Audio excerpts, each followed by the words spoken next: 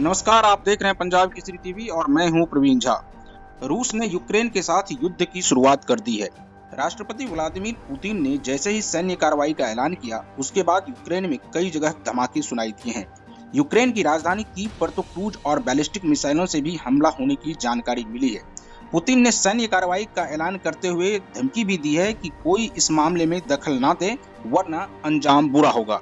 इतना ही नहीं, रूसी राष्ट्रपति व्लादिमीर पुतिन ने कहा है कि यूक्रेन रूस युद्ध को टाला नहीं जा सकता है, इसलिए रूस ने स्पेशल मिलिट्री ऑपरेशन लॉन्च किया है और इसका लक्ष्य यूक्रेन पर कब्जा करना नहीं है। पुतिन ने यूक्रेन की सेना को कहा है कि वह हथियार डालें और अपने घर जाएं।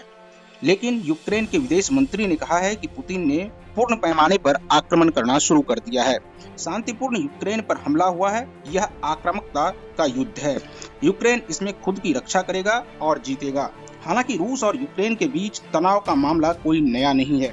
दरअसल यूक्रेन यूरोपीय संघ के काफी निकट जा रहा है और यही वजह है कि रूस को यह पसंद नहीं है। यूक्रेन अमेरिका के नेतृत्व वाले सैन्य संगठन नाटो का सदस्य बनना चाहता है, लेकिन रूस ये नहीं चाहता कि यूक्रेन नाटो की विस्तार योजना का हिस्सा बने। इस रूस और यूक्रेन क्राइसिस का भारत समेत अन्य देशों पर क्या असर होगा, इसी पर बातचीत करने के लिए हमारे साथ जुड़ रहे हैं जियोपॉलिटिकल एक्सपर्ट हैं, चिंतक हैं और विचारक हैं जितेंद्र ओझा जी। सर, आपका बहुत बहुत स्वागत है पंजाब केसरी टीवी पर। धन्यवाद प्रवीण जी। सर, आपसे पहला सवाल भी यही है कि रूस और यूक्रेन क्राइसिस को एक तो आप पहले किस रूप में देख रहे हैं? देखिए, जब सोवियत संघ टूटता है 1990 के आसपास, तब ये एक बहुत बड़ी अमेरिकी विजय माना गया। लेकिन जो अमेरिकन स्ट्रेटेजिक कम्युनिटी के कुछ लोगों से हाल के वर्षों में मेरी बातचीत हो रही थी, तो उस समय से ही एक उनका तबका था जिसका मानना था कि उस मौके का उपयोग करके रूस में प्रजातंत्र लाया जाए, लेकिन उसके लिए जरूरी था कि अमेरिकी प्रजातंत्र को भी मजबूत किया जाए। तो ऐसी बात नहीं है कि अमेरिका में दूरदर्शी लोगों की कमी है, उनके स्ट्रेटेजिक कम्युनिटी में अभी भी बहुत विद्वान और दूरदर्शी लोग हैं। जो वर्तमान ये जो संकट आया है, तो उस वर्तमान संकट के बारे में मेरी भी यही राय है कि जब नेटो को पूरब की तरफ एक्सपैंड किया जा रहा था, तो निश्चित रूप से पुतिन साहब आने के बाद उन्होंने अपने आप को कंसोलिडेट किया है, और जैसे जैसे नेटो पूरब की तरफ बढ़ रहा है और यूक्रेन जो है नेटो की तरफ जाने की कोशिश कर रहा था, तो उनको लगा कि उनके बैकयार्ड में उनको अपमानित किया जा रहा है, रशिया को अपमानित किया जा रहा है। अपने सोमवार के भाषण में उन्होंने कहा भी कि यूक्रेन नाम का देश कभी कोई एग्जिस्ट नहीं करता है, रशिया ने बनना है, ये एक अलग किस्म का वाइकिंग्स और कुछ बताया कि वैसे लोगों का की जगह थी, तो ये आर्टिफिशियल नेशन है, उन्होंने अभी ये बात कही है। लेकिन मैं सोचता हूँ कि कहीं कुछ भी हो, इसके रिपरकशन दो नजर आते हैं कि इस संघर्ष में देखिए, अगर अमेरिका आता है या नहीं, चाहे या नहीं आए, तब भी जो है नुकसान अमेरिका का भी होगा और रूस का भी नुकसान होगा। अमेरिका अगर नहीं आता है तो अमेरिका की विश्वसनीयता पे जो है काफी खतरा बढ़ जाएगा कि अमेरिका के नहीं आने से जो भी अमेरिका से जुड़े हुए देश है पूरी दुनिया में, उन तमाम देशों में अमेरिका की छवि खराब होती है। और ये दोनों देश, अमेरिका और रूस, दोनों अगर आपस में आके उनका दोनों की ताकत खत्म होती है, तो देखिए एक जियोपॉलिटिकल इक्विलिब्रियम बहुत जोरों से ऑल्टर करेगी और उसमें चाइना जो है वो मजबूत होके आएगा। यही मैं उम्मीद करता हूँ कि ये वॉर जो है बहुत ज्यादा नहीं बढ़े, क्योंकि रूस और चाइना के साथ दोनों अलग अलग सिविलाइजेशन है, आज नहीं तो कल दोनों में डिफरेंसेस होने ही होने हैं। और ये वॉर ऑफ अट्रिशन बन के पड़ता है तो चाइना का वर्चस्व बढ़ेगा, हमारे लिए भी बहुत दिक्कत होगी। मैं समझता हूँ, और लोग माने या नहीं माने, कई दफे मैंने चैनल्स पे कहा है कि इस युद्ध में सबसे अधिक किसी का नुकसान होगा हमारा हो सकता है, क्योंकि हम अकेले देश हैं दुनिया में, एक मेजर देश है जो चीन के बैकयार्ड में है। दूसरी तरफ जो हमारी जियोपॉलिटिकल इक्विलिब्रियम है, सबसे चिंताजनक है कि एक तरफ आइडेंटिटी ड्रिवन वॉर करने वाला पाकिस्तान है, तो जो चीन का पेशेगु है, चीन जो है बहुत जोरों से आ रहा है, तो अमेरिका चीन से बहुत दूर है। लेकिन अगर इस जियोपॉलिटिकल इक्विलिब्रियम में चीन बहुत मजबूत हो जाता है, रूस की ताकत कम हो जाती है, रूस चीन पर निर्भर करता है, अमेरिका की भी ताकत कम होती है कि वो इस रीजन से विड्रॉ करे, तो भारत के राष्ट्रीय सुरक्षा के लिए चुनौतियां और चिंताएं बहुत बढ़ेंगी। सर, यूक्रेन के डोनेट्स्क और लुहांस्क को व्लादिमीर पुतिन की ओर से जब अलग देश की मान्यता देने की बात हुई, तो उसके बाद वैश्विक स्तर पर यह तनाव और भी गहरा गया। और यह तनाव आज से ही नहीं बल्कि सोवियत संघ के टूटने के बाद से ही बना हुआ है। तो यूरोप से सटे कुछ देश जैसे अमेरिका और पश्चिमी देशों की तरफ जब यूक्रेन का झुकाव हुआ, तो यह कम से कम रूस नहीं चाहता था कि इस तरह का झुकाव उधर हो यूक्रेन का। तो क्या आपको लग रहा है कि यूक्रेन संकट को अमेरिका और रूस के बीच जो वर्चस्व की लड़ाई है उसके तौर पर भी देखा जा रहा है? क्या आप इससे सहमत हैं? देखिए, जो अमेरिका के जो लोग हैं, हमारी तो उनके सरकार के लोगों की क्या मानना है, हमारी तो बातचीत नहीं होती है, लेकिन उनके जो एक्सपर्ट हैं, जो स्ट्रेटेजिक थिंकर्स हैं, जो रिटायर्ड लोग हैं, उनसे जब उनके रिटायर्ड जनरल्स हैं, जब उनसे बात होती है तो वो कुछ सालों पहले तक कहते थे कि ये जो है अब ये इररिलेवेंट हो गया है, रूस जो है उसकी रेलेवेंस काफी खत्म हो गई है। तो वो ये मानते थे और उस वजह से एक कई दफे मैंने ये भी कहा कि देखिए, रूस का जो डिफरेंसेस है रूस के यूरोप के साथ या अमेरिका के साथ, वो डिफरेंसेस बहुत पुराने हैं। तो उस तमाम डिफरेंसेस के बावजूद जो है स्थिति ऐसी आ गई है कि एक साइकोलॉजिकल, एक मनोवैज्ञानिक रूप से दोनों के बीच में एक बहुत बड़ा दरार है, एक बहुत बड़ा डिस्ट्रस्ट है, एक सिविलाइजेशनल क्लैश है, आप कहें या आइडेंटिटीज का क्लैश है, वो तो एक तरफ है। तो इसमें जो है रूस अपने आप को बार बार कहना चाहता था कि मैं इररिलेवेंट नहीं हूँ। आज भी हमारे पास इतनी ताकत है कि हम दुनिया को इतनी दफे डिस्ट्रॉय कर सकते हैं। और रूस के लोग जो है बहुत एक स्वाभिमानी कहें या अभिमानी कहें, वो है खास करके पावर एस्टेब्लिशमेंट में वो है। और जब रूस पे जो इकोनॉमिक संकट मंडरा रहा था तो चाइना ने इसको बहुत अच्छे से देखा, भांपा और कई दफे रूस के इवन साइबेरिया इलाके में चाइना की प्रेजेंस इतनी बढ़ गई है। जो गैसप्रॉम है उनके, ये है गैस और ऑयल में जो जिस तरीके से चाइना ने इन्वेस्ट किया है और उनके रिसोर्सेज में बहुत हद तक के कब्जा कर लिया है, लेकिन दोनों की अभी तक एक अंडरस्टैंडिंग चल रही है। तो एक जियोपॉलिटिकल इक्विलिब्रियम जो है पूरा एक ऑल्टर हो गया है आज की तारीख में। अमेरिका इस स्थिति में नहीं है कि वो बहुत ज्यादा प्राइस पे कर सके अपना दुनिया भर में अपना प्रेजेंस और वर्चस्व बनाने के बाद। दूसरी एक और बात है कि जिस तरीके से अमेरिका लौट के जाता है अफगानिस्तान से वॉर को कंक्लूड किए बगैर और डिफेक्टिव एक शिकस्त खाने के बाद अमेरिका जाता है, मेरा मानना है कि चीन भी एक अमेरिका को मैसेज देना चाहता है कि आपकी इस रीजन में कोई वर्चस्व नहीं है और जो रूस में जो सेंटिमेंट्स हैं, जो नेशनल सेंटिमेंट्स है, उसका वो इस्तेमाल करना चाहता है। पुतिन साहब, अगर ये कॉन्फ्लिक्ट होता है, ये वॉर होता है, तो उनकी भी देखिए अपने देश में पॉपुलैरिटी बढ़ेगी। ये तमाम इक्विलिब्रियम, तमाम इक्वेशन देखिए बाद में तो सभी को पता है, लेकिन हाँ, ऐसी बात नहीं है कि लोग पहले से नहीं एंटिसिपेट कर रहे थे। एक तबका था जिसकी बात सुनी नहीं जा रही थी, उस तबके का मानना था कि नहीं, इसको रोकने की जरूरत है, अमेरिका को नया एक तरीका अपनाने की जरूरत है। और मैं तो देखिए 3 साल 4 साल पहले भी, जब मैं रिटायर हुआ, पहले भी मैं सोचता था, उसके बाद भी मैंने लिखा है कि भारत का महत्व बहुत बढ़ जाता है। भारत अकेला देश है जो रूस और अमेरिका दोनों के बीच में कुछ रेप्रोचमा करा सकता है चाइना को कंटेन करने के लिए, लेकिन हमारा प्राइवेट सेक्टर, हमारी इकोनॉमिक स्ट्रेंथ उस तरीके से नहीं है कि हम जो है इस गेम को खेल सके। तो मैं तो ऐसे ही देखता हूँ प्रवीण जी। नहीं सर, रूस ये कभी नहीं चाहेगा कि नाटो जो है, नाटो के सैनिक जो है वो कम से कम उनके सीमाओं, ये तो बहुत स्वाभाविक है, ये तो आप जो कह रहे हैं ना, ये बहुत स्वाभाविक, कभी नहीं चाहेगा। लेकिन इसमें देखिए, जो कहते हैं ना कि 2 लाइन से सोचने के बजाय एक नई लाइन खींचने की जरूरत है। तो अमेरिका के स्ट्रेटेजिक कम्युनिटी में जो लोग हैं, उनका मानना था कि रूस को कॉप्ट करने की जरूरत है। उनका कुछ लोगों से मेरी ऐसी भी बात हुई है, खैर वो रिटायर्ड लोग थे, वो काम नहीं कर रहे हैं, तो उनका कहना था कि भारत को जो है इतनी फ्रीडम होनी चाहिए कि वो रूस के साथ अपना संबंध अलग से सुधारे और जरूरत पड़े तो जो अमेरिका का भी अंडरस्टैंडिंग है, अमेरिका की भी इश्यूज है, उसमें भी रूस के साथ वो मदद दिलवा सके या रूस के साथ एक वर्किंग अंडरस्टैंडिंग कर सके। क्योंकि चीन का खतरा अभी नया नहीं है, 10-15 सालों से चीन का खतरा जो है दुनिया भाप रही है कि बहुत जोरों से बढ़ेगा। तो आपकी जो बात है ना कि वो तो रूस कभी नहीं चाहेगा, लेकिन जो ब्यूरोक्रेटिक तरीके से नेशनल सिक्योरिटी एस्टेब्लिशमेंट जो अमेरिका के लोग, वो लोग जो है नेटो को बढ़ाए जा रहे हैं, वो अभी भी साइकोलॉजिकली अतीत काल में चल रहे हैं। होता है कि इनर्शिया था, उस इनर्शिया की वजह से वो लोग आए और रूस की इनसिक्योरिटी बढ़ी।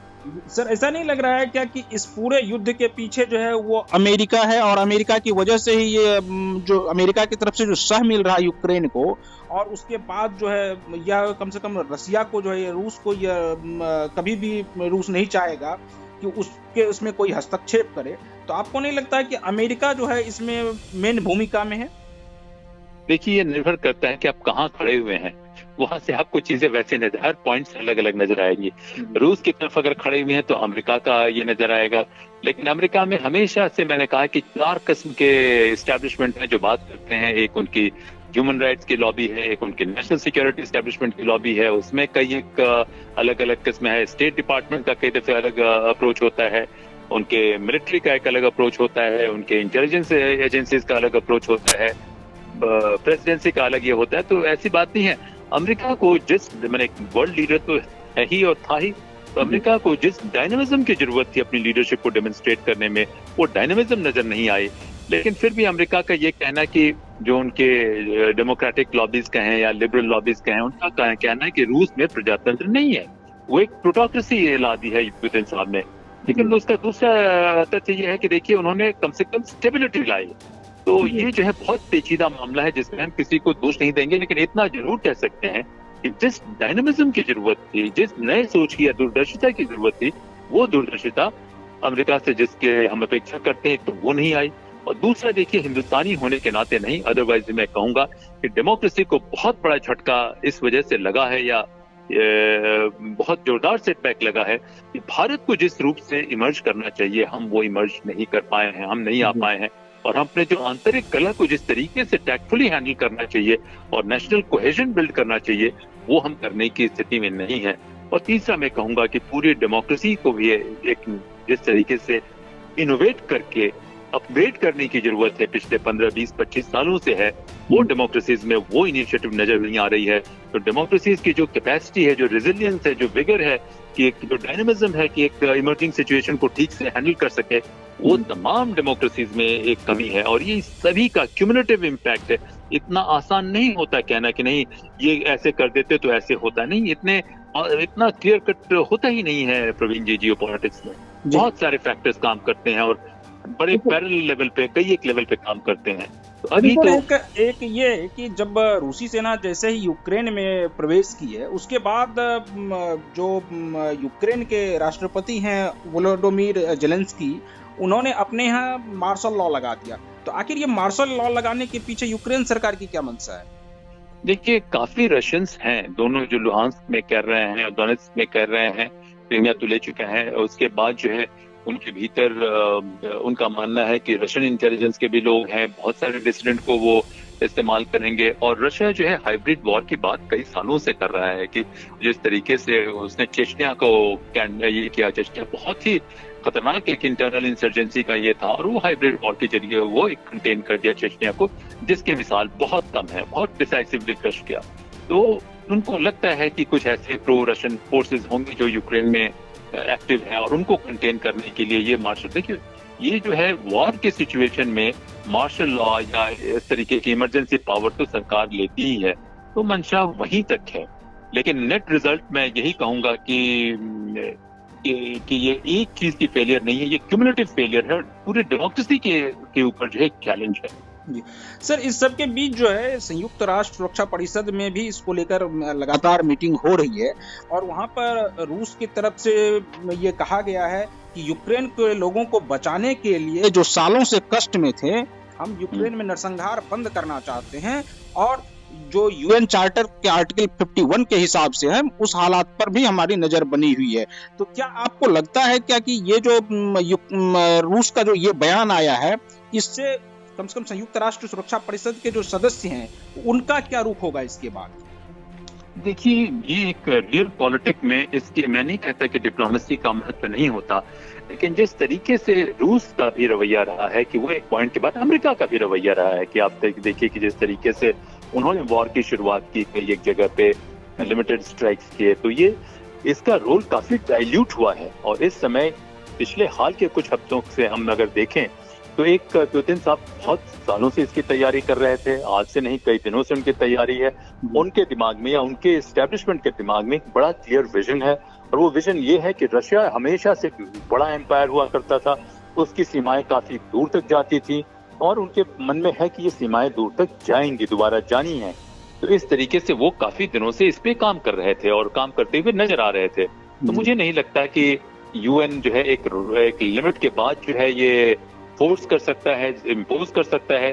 क्यों? क्योंकि इनके पास भी चाइना की भी बैकिंग है, अपनी मिलिट्री हार्डवेयर, अपनी मिलिट्री पावर तो है ही, और उनके पॉलिटिकल स्टेक भी इससे, जो पॉलिटिकल इंटरेस्ट भी इसे मर्ज कर रहे हैं। लेकिन सर इस सब के बीच जो बाइडेन का जो बयान आया है कि इस सब हमले के लिए जो है जो यूक्रेन पर हो रहा है, इसके लिए रूस जो है वो अकेला जिम्मेदार है, जो भी तबाही हो रही है उसके लिए रूस अकेला जिम्मेदार है, और अमेरिका जो है मतलब अन्य सहयोगियों के साथ एकजुट होकर इसका जवाब देंगे, मतलब अमेरिकी सरकार हो या फिर बाकी जो भी उनके G7 के और भी जो सहयोगी हैं, वो सभी मिलकर के इसका एक माकूल जवाब देंगे। तो बाइडेन का ये बयान ऐसे समय में आपको नहीं लगता कि इस पूरे मामले को और तूल देने की कोशिश हो रही है?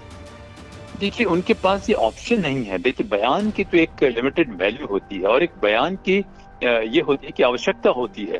तो ये बयान जहां पे बाइडेन साहब खड़े हुए हैं, अमेरिका के राष्ट्रपति, उनके पास इस बयान के अलावा दूसरा बयान देने की कोई गुंजाइश बचती नहीं है। तो मैं नहीं सोचता कि इससे कोई प्रोवोकेशन होगा। दोनों अपने अपने जगह से अपने बयान दे रहे हैं। और तीसरी बात यह है कि रूस जो है यूक्रेन को अपना एक एग्जिस्टेंशियल इंटरेस्ट का एक हिस्सा मानता है कि वो उसकी आइडेंटिटी, उसकी एग्जिस्टेंस, उसकी इमीडिएट बॉर्डर्स, उसके सब चीज इससे इम्पैक्ट होते हैं। अमेरिका के लिए थोड़ा सा ये पेरिफेरल इशू है कि भाई वो कंट्री जो उसके एलाइज हैं, जो उसके सहयोगी हैं, उनके भीतर उसकी विश्वसनीयता खत्म ना हो जाए कि भाई हम अमेरिका से तो दोस्ती कर रहे हैं लेकिन अमेरिका कल हमें बचाने की स्थिति में नहीं होगा। तो देखिए, रियल पॉलिटिक्स में बातें कुछ और कही जाती हैं, काम कुछ और होता है, लोगों के दिमाग में कुछ और होता है। तो कई दफे जो आप बात करते हैं वो ये नहीं कहते कि क्या आप करने वाले हैं, इसमें तो सीक्रेसी तो एक हिस्सा ही है। तो बाइडेन साहब के दिमाग में क्या है, क्या करना चाहते हैं, हमें नहीं मालूम। लेकिन लगता नहीं है कि इस अटैक का जवाब जो है यूरोप की तरफ से या कहीं और की तरफ से उनको बहुत समर्थन मिलने वाला है, या वो लोग एक लिमिटेड पॉइंट तक तो मदद करेंगे लेकिन बहुत ज्यादा वो अपना रिस्क लेने के लिए तैयार नहीं है। और इस लड़ाई की तैयारी रूस जो है काफी दिनों से कर रहा है। इस लड़ाई में चाइना का मंशा ये है कि वो अमेरिका को बार बार बतलाना चाहता है यूरेशिया रीजन में अमेरिका की कोई जरूरत नहीं है, सेंट्रल एशिया रीजन में अमेरिका की कोई जरूरत नहीं है, एशिया में अमेरिका को मैंने कई चीजों से देखे तो एक मैसेज देना चाहता है। तो मैं नहीं सोचता हूँ कि बाइडेन साहब के पास कोई दूसरा ऑप्शन भी था इस बयान देने के लिए। और एक पॉइंट के बाद जो है जो भी बयान वो दे रहे हैं उसको वो लागू कर सके, इसकी भी संभावना मुझे काफी कम नजर आ रही है इस समय। प्रवीण जी, सर, इस युद्ध में भारत की क्या भूमिका होगी, क्या स्थिति होगी? क्योंकि हालांकि भारतीय विदेश मंत्री की तरफ से यह बयान आ गया है कि हम तटस्थ रहेंगे, लेकिन आप इसको कैसे देखते हैं कि भारत की क्या भूमिका होगी इसमें? देखिए, अगर मैं सोचता हूं कि जहां तक भारत का सवाल है, राष्ट्रीय सुरक्षा में एक दो चीजें होती है कि आपकी टोटल रिसोर्सेज क्या हैं। तो हमारी राष्ट्रीय सुरक्षा स्ट्रेटजी में मैं तो जब से आपके चैनल पे आया या अफसोस तो उससे काफी पहले से रहा हूँ, और जो भी हो सकता है अपने स्तर पे छोटा मोटा योगदान जो करने की मैं स्थिति में हूँ, अपने विचारों से आपने इससे करने की कोशिश कर रहा हूँ। तो जो बयान जो है अलग है, हमारे पास कोई ऑप्शन नहीं है क्योंकि रूस हमारा मित्र है। रूस को हम एंटेगनाइज नहीं कर सकते हैं, किसी भी हालत में नहीं कर सकते हैं। रूस के साथ हमारे बहुत पुराने संबंध है और अमेरिका से मित्रता हमारी आवश्यकता है। उसकी मित्रता के बगैर हमें बहुत दिक्कत हो जाएगी। तो ये जो है हमारे लिए तटस्थ रहने के सिवा कोई उपाय नहीं है, हमें रहना ही होगा। लेकिन मैं मानता हूं, कुछ दिन पहले भी मैंने कुछ चैनल्स को कहा कि भारत को पुरजोर कोशिश करनी चाहिए थी इस युद्ध को रोकने के लिए, क्योंकि अमेरिका और रूस में युद्ध से सबसे अधिक खतरा किसी को है, खास करके इस रीजन में या कहीं पर भी अमेरिका और रूस से युद्ध में खतरा किसी को है तो भारत को है। और खतरा इस वजह से है कि इस युद्ध में दोनों अगर एक दूसरे का नुकसान करते हैं तो चीन की ताकत बढ़नी ऑलरेडी बढ़ी हुई है। चीन के फाइनेंशियल प्रोग्रेस के बगैर रूस का सरवाइव करना मुश्किल है। और चीन ने कई एक एरियाज में फोकस्ड होकर R&D में इतना बड़ा एक जंप लिया है कि जिस जंप को मैनेज करना अमेरिका के लिए भी बहुत मुश्किल है। तो मैं सोचता हूं कि इससे सबसे अधिक चिंता हमारी है और शायद हमारी कमियों को भी ये दर्शाता है कि हम, मेरे ख्याल से जरूर बैकरूम इनिशिएटिव हुए होंगे भारत से इस युद्ध को रोकने के लिए, जिसमें हम कामयाब नहीं हुए हैं। तो मेरे हिसाब से तटस्थ रहना मजबूरी है हमारी, लेकिन हमें काफी सोचने की जरूरत है। इस वजह से नहीं कि हमें दूसरे के मामले में टांग अड़ाना है। देखिए, राष्ट्रीय सुरक्षा ऐसी चीज है कि आपके घर से 50 मील दूर भी कोई घटना होती है, मैं नहीं कहता हूं कि आप अपने आप को उससे परेशान कीजिए, लेकिन उस घटना का असर आपके ऊपर पड़ना ही पड़ना है। तो इस घटना का भारत की राष्ट्रीय सुरक्षा पे, जियोपॉलिटिकल इक्विलिब्रियम पे बहुत गहरा असर होना ही होना है। प्रवीण जी, सर, एक दो सवाल वहाँ जो भारतीय छात्र फंसे हुए हैं उसको लेकर के है कि अभी हमारी बात हो रही थी 2 दिन पहले वहाँ के छात्रों से, और आज भी मेरी बात हुई है, तो वो उनका ये कहना था कि जब आज सुबह में उनकी नींद खुली तो धमाकों की आवाज से ही नींद खुली है। के वो जहाँ रह रहे हैं वहाँ से लगभग 20 किलोमीटर दूर ये धमाका हो रहा है। तो भारत अब वहाँ पर एयर स्पेस भी बंद कर दिया गया है। तो भारत सरकार मतलब इसको अगर पहले एक तो क्यों नहीं ला पाई अपने मतलब जो छात्र हैं वहाँ पर उसको, और अब क्या भारत सरकार क्या करेगी? देखिए, ये मामला एक ह्यूमैनिटेरियन रिलीफ का या असिस्टेंस का होता है कि हमारे नागरिक वहाँ हैं कहीं पे भी तो हम लेके आते हैं। और भारत का अभी तक का रिकॉर्ड बहुत मजबूत रहा है, बहुत अच्छा रहा है और देशों के मुकाबले कि हम दूसरे देशों के लोगों को भी लेके आते रहे हैं। लेकिन जब ऐसी कॉन्फ्लिक्ट की सिचुएशन आ गई है तो देखिए, लोगों ने रिस्क लिया था अपना देश छोड़ के दूसरे देश में जाने के लिए, करने के लिए। मैं नहीं कहता कि उनकी सुरक्षा नहीं होनी चाहिए, ये चिंता की बात है, ये एक ह्यूमैनिटेरियन इशू है। और ह्यूमैनिटेरियन इशू में क्यों नहीं लाई, कैसे नहीं लाई, देखिए बहुत सी चीजें होनी चाहिए लेकिन नहीं हो पाती है। शायद कैपेसिटी नहीं है, शायद किसी को पता नहीं था, शायद आज सुबह तक हम उम्मीद कर रहे थे कि ये युद्ध नहीं होगा। तो देखिए, ये एक दिक्कत तो आ गई है और जिन लोगों ने रिस्क लिया है तो उन लोगों को थोड़ा सा इस रिस्क का कॉन्सिक्वेंस जो है हैंडल करना पड़ेगा, उनको मैनेज करना पड़ेगा। मेरे ख्याल से भारत ही नहीं, कई एक और देशों के, इवन अमेरिका के भी कुछ नागरिक वहां अभी पे मौजूद हैं, पड़े हुए हैं। तो मैं सोचता हूँ कि जैसे ही मौका मिलता है तो भारत की बहुत विश्वसनीयता है, क्रेडिबिलिटी है अपने नागरिकों को बचाने की, और ये स्पेशलाइज एरिया भी है। इस एरिया में भारत की कॉम्पिटेंस भी बहुत अधिक है। तो हमें इंतजार करना होगा कि कब ये सिचुएशन स्टेबलाइज करती है और स्टेबलाइज करने के बाद क्या होता है वो देखना पड़ेगा। नहीं तो हमारी चिंता के लिए, हमारे लिए चिंता के विषय है कि हमारे नागरिक वहाँ परेशान हैं और उनको सुरक्षा को खतरा है। तो इससे अधिक जो है कुछ नहीं कहा जा सकता इसमें करूँगा। जी सर, आपका बहुत बहुत शुक्रिया हमसे बात करने के लिए। यूक्रेन पर किए जा रहे हमले के बाद वहाँ पर क्या स्थिति है, वहाँ पर हमारे जो छात्र रह रहे हैं उनकी क्या स्थिति है, इस पर भी हम वहाँ के छात्रों से जुड़ने की कोशिश करेंगे। लेकिन तब तक आप बने रहिए पंजाब केसरी के साथ और देखते रहिए पल पल की अपडेट जो है हम वो पंजाब केसरी के फेसबुक और यूट्यूब के जरिए आप तक पहुँचाते रहेंगे। तो आप बने रहिए पंजाब केसरी के साथ। नमस्कार।